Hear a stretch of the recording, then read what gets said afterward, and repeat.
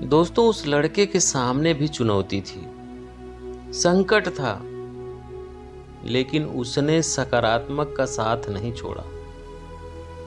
जिंदगी में आप जिस भी मुकाम पर हों, जिस भी संकट में फंस जाएं, जिस भी स्थिति में हो, अगर आपने सकारात्मक का साथ कभी नहीं छोड़ा तो यकीन मानिए आप उस संकट से बाहर निकल आएंगे। दोस्तों, यह कहानी एक दिव्यांग राजा की है, जिसके राज्य में कोई भी परेशानी या समस्या नहीं थी। सभी लोग उस राजा से बहुत खुश थे और ऊपर वाले से धन्यवाद करते थे कि इतने अच्छे राजा को उनकी जिंदगी में भेजे। वह राजा दिव्यांग था, उसकी एक आंख नहीं थी और एक पैर नहीं था, लेकिन फिर भी राजा को इस बात का कोई भी मलाल नहीं था। एक दिन राजा अपने महल के गलियारे में घूमते हुए अपने पूर्वजों की तस्वीर को देख रहा था और सोच रहा था कि मेरे पिताजी इतने सूरवीर थे, उनके पिताजी इतने सूरवीर थे, हमें इतने सूरवीर खानदान में जन्म लेने का मौका मिला। ऊपर वाले का बहुत बहुत धन्यवाद है। राजा ने सभी चित्र को देखते हुए आखिरी चित्र तक पहुंचा और फिर उस खाली जगह को देखा तो वह चिंता में पड़ गया, क्योंकि उसे मालूम था कि अब यहां जो तस्वीर लगेगी वह उसी की लगेगी। लेकिन राजा को इस बात की चिंता नहीं थी कि वह मर जाएगा। चिंता इस बात की थी कि वहां जो पेंटिंग लगेगी वो कैसी लगेगी। राजा का एक आंख और एक पैर ना होने की वजह से वह चिंता में था। राजा का एक आंख और एक पैर ना होने की वजह से वह चिंता में पड़ गया और सोचने लगा कि इस गलियारे में इतनी शानदार पेंटिंग लगी है, लेकिन मेरी एक आंख और एक पैर ना होने की वजह से मेरी ही तस्वीर सबसे खराब लगेगी और भद्दी दिखेगी। राजा ने सोचा कि मेरे मरने के बाद पता नहीं कैसी पेंटिंग बनेगी, और क्यों न मैं अपने जीते जी ही एक शानदार पेंटिंग बनवाऊं, ताकि मुझे सुकून मिल जाए कि मेरी यहां अच्छी पेंटिंग लगेगी। अब उस राज्य में ऐलान करवा दिया गया और सभी पेंटर्स को बुलाया गया और कहा गया कि जो भी पेंटर राजा का शानदार पेंटिंग बनाएगा उसे शानदार इनाम मिलेगा। अब सभी पेंटर राज्य में आए और उन सभी पेंटर को पता था कि अगर शानदार पेंटिंग बनेगा तो शानदार इनाम मिलेगा।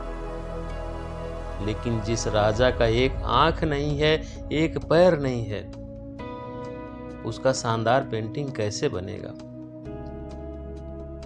पेंटर सोच रहे थे कि इनाम का तो पता नहीं, लेकिन अगर शानदार पेंटिंग नहीं बनी और राजा गुस्सा हो गया तो सजा जरूर मिलेगी। इसलिए बड़े बड़े चित्रकार भी आगे नहीं आए। तभी उसमें से एक लड़का बोला, राजा साहब, मैं आपकी पेंटिंग बनाना चाहता हूं, मुझे 24 घंटे का वक्त दीजिए। अब सभी बड़े बड़े पेंटर हैरान हो गए कि ये लड़का क्या पेंटिंग बनाएगा, और अगर राजा को पेंटिंग पसंद नहीं आई तो इसे सजा जरूर मिलेगी। राजा बोला, ठीक है, आप बना करके आइए। अगले दिन वह लड़का तस्वीर बनाकर लाने वाला था। और दरबार पूरी तरह से भर चुका था। लोग दूर दूर से ये देखने के लिए आए थे कि वह लड़का कैसा पेंटिंग बनाएगा।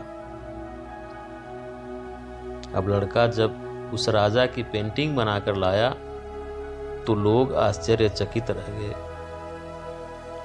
सब लोग जोर जोर से तालियां बजाने लगे, सीटी बजाने लगे, और जब राजा ने उस पेंटिंग को देखा तो वह खुश हो गया और बोला कि वाह, इससे अच्छी पेंटिंग तो इस पूरे गलियारे में नहीं है।